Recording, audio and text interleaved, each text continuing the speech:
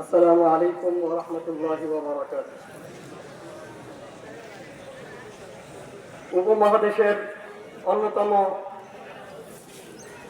রাজনৈতিক সংগঠন, এই দেশের তৃতীয় বৃহত্তম রাজনৈতিক শক্তিধর সংগঠন ইসলামী আন্দোলন বাংলাদেশের সহযোগী সংগঠন ইসলামী যুব আন্দোলন বাংলাদেশ ঝালকাঠি জেলা শাখা কর্তৃক আয়োজিত আজকের এই প্রতিষ্ঠা বার্ষিকী সম্মেলনে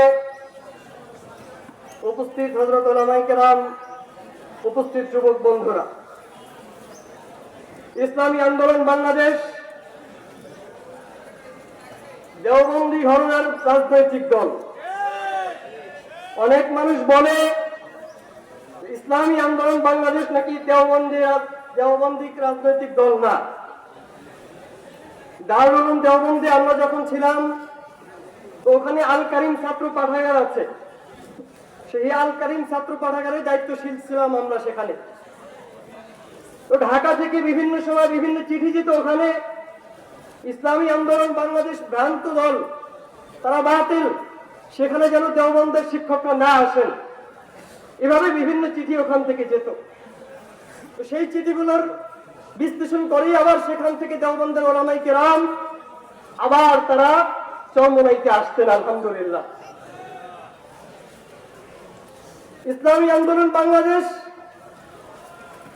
এরা কোনো ক্ষমতার রাজনীতি করে না। ইসলামী আন্দোলন বাংলাদেশ ক্ষমতায় যাওয়ার রাজনীতি করে না। ছোট্ট একটা কথা বলে শেষ করে দিচ্ছি।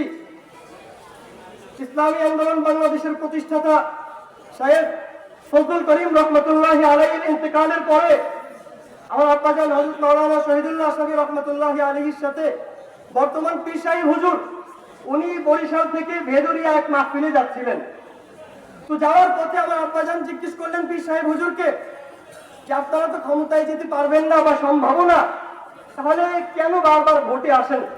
তখন 2008 সালের ভোটের রমরমা পরিবেশ চলতেছে দেশের মধ্যে। তো তখন হযরত পীর সাহেব হুজুর আব্বাজানকে জবাব দিয়েছিলেন যে মাওলানা, আমরা তো ক্ষমতায় যাওয়ার রাজনীতি করি না।